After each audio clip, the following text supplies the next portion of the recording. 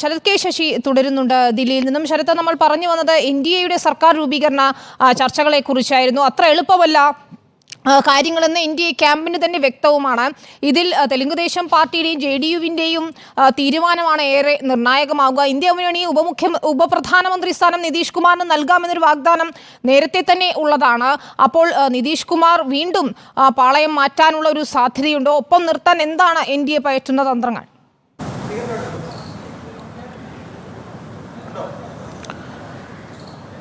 വിനീത, നിരാശപ്പെടുത്തുന്ന തെരഞ്ഞെടുപ്പ് ഫലമാണെന്നുള്ള കാര്യം BJP സമ്മതിക്കുന്നു. അപ്പോഴും സർക്കാർ രൂപീകരണത്തിന് ഒരു തരത്തിലുള്ള വെല്ലുവിളിയും ഉയരില്ല എന്നത് തന്നെയാണ് ഈ ഘട്ടത്തിലും BJP പ്രകടിപ്പിക്കുന്ന ആത്മവിശ്വാസം. വൈകിട്ട് 3:30 NDA യോഗം ചേർന്ന് സത്യപ്രതിജ്ഞ അടക്കമുള്ള മറ്റ് നടപടികളിലേക്ക് നീങ്ങാനും ആലോചിക്കുകയും ചെയ്യുന്നു. അല്പസമയത്തിനകം 11:30 മോദി മന്ത്രിസഭയുടെ അവസാനത്തെ മന്ത്രിസഭാ യോഗം ചേരും. അതിനുശേഷം സർക്കാർ പിരിച്ചുവിടണമെന്നതടക്കമുള്ള ആവശ്യങ്ങൾ രാഷ്ട്രപതിക്ക് മുൻപിൽ ഉന്നയിക്കുകയും ചെയ്യും. ഈ ഒരു ഘട്ടത്തിൽ BJP തനിച്ച് കേവല ഭൂരിപക്ഷം എത്തിക്കാൻ വേണ്ടി പറ്റാത്ത ഒരു സാഹചര്യത്തിൽ JDUവിനെയും അതുപോലെ തന്നെ TDPയെയുമാണ് ഏറ്റവും കൂടുതൽ BJPക്ക് ആശ്രയിക്കേണ്ടി വരിക. അതിൽ തന്നെ JDUവിൻ്റെ കാര്യത്തിലും TDPയുടെ കാര്യത്തിലും ഇപ്പോൾ അവർ ഇന്നലെയും ഇന്നുമായി വിവിധ നേതാക്കൾ നടത്തിയ പ്രതികരണങ്ങളിൽ നിന്ന് അവർ മുന്നണി മാറ്റം ഒന്നും ആലോചിക്കുന്നില്ല എന്നുള്ള കാര്യം വ്യക്തമാക്കുന്നുണ്ട്. ഇന്ന് ചന്ദ്രബാബു നായിഡുവും അതുപോലെ തന്നെ നിതീഷ് കുമാറും NDA യോഗത്തിൽ പങ്കെടുക്കുമെന്നുള്ള കാര്യം അറിയിക്കുകയും ഇരു നേതാക്കളും വൈകാതെ ദില്ലിയിലേക്ക് പുറപ്പെടുകയും ചെയ്യുന്നു.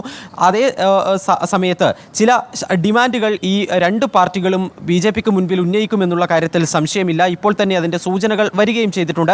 രണ്ട് പാർട്ടികളും ലോക്സഭാ സ്പീക്കർ സ്ഥാനം ആവശ്യപ്പെട്ടിട്ടുണ്ട്. മന്ത്രിസഭാ പ്രാതിനിധ്യം എത്രത്തോളം വേണമെന്നതിനെ സംബന്ധിച്ചിട്ടുള്ള പ്രതികരണങ്ങൾ വന്നിട്ടില്ലെങ്കിലും രണ്ട് പാർട്ടികളും ആവശ്യപ്പെടുന്നത് അവർക്ക് ലോക്സഭാ സ്പീക്കർ സ്ഥാനം വേണമെന്നതാണ്. പാർട്ടികൾ പിളരുന്ന ഒരു ഘട്ടമുണ്ടായാൽ അവിടെ കൂറുമാറ്റ നിരോധന നിയമപ്രകാരമുള്ള നടപടികൾ സ്വീകരിക്കുമ്പോൾ സ്പീക്കർക്കാണ് ഏറ്റവും ശക്തമായ അധികാരമുള്ളത്.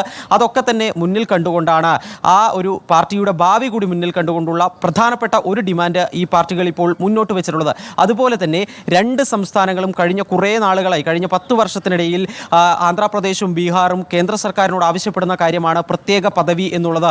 ഏറ്റവും സാമ്പത്തികമായി പിന്നോക്കം നിൽക്കുന്ന സാഹചര്യം പരിഗണിച്ചുകൊണ്ട് ബീഹാറിന് പ്രത്യേക പദവി വേണമെന്ന് നേരത്തെ തന്നെ നിതീഷ് കുമാർ ആവശ്യപ്പെട്ടതാണ്.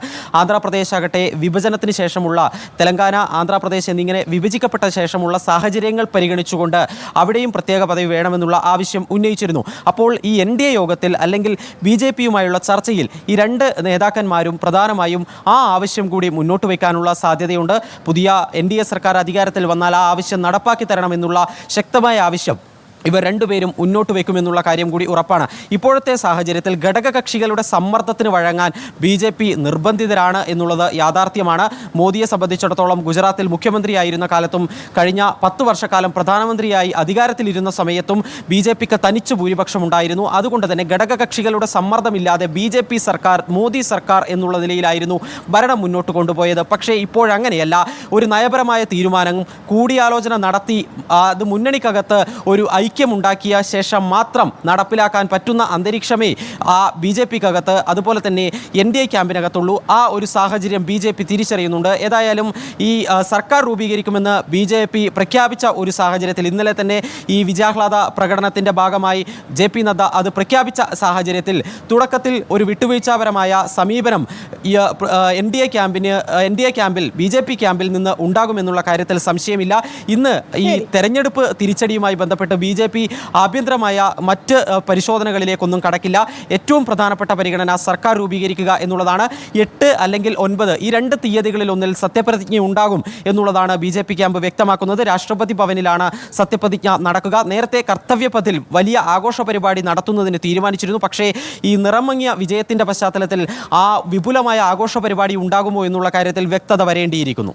ശരി, ശരത് കെ ശശിയാണ്. ഏതായാലും തിരക്കിട്ട ചർച്ചകൾ തന്നെയാണ് ദില്ലിയിൽ നടക്കുന്നത്. സർക്കാർ രൂപീകരണവുമായി ബന്ധപ്പെട്ടുകൊണ്ട് JDU, TDP കക്ഷികളുടെ നിലപാട് ഏതായാലും നിർണായകമാകും. നിലയിൽ NDAയിൽ ഉറച്ചു നിൽക്കാൻ തന്നെയാണ് പാർട്ടികളുടെ തീരുമാനമെന്നാണ് മനസ്സിലാക്കാൻ കഴിയുന്നത്. അങ്ങനെയെങ്കിൽ മോദി 3.0 എന്ന നിലയിലേക്ക് കാര്യങ്ങൾ പോകും. മോദി തന്നെ സർക്കാർ രൂപീകരിക്കുകയും ചെയ്യും. പക്ഷേ മറുഭാഗത്ത് ഇന്ത്യ മുന്നണിയിലും നീക്കങ്ങൾ സജീവമാണ്. ഇന്ന് യോഗം ചേരുന്നുണ്ട് ദില്ലിയിൽ. അതിനുശേഷമായിരിക്കും തീരുമാനമെന്നാണ് സംഘടനാ ജനറൽ സെക്രട്ടറി KC വേണുഗോപാൽ തന്നെ അല്പം മുൻപ് പ്രതികരിച്ചത്. നമുക്ക്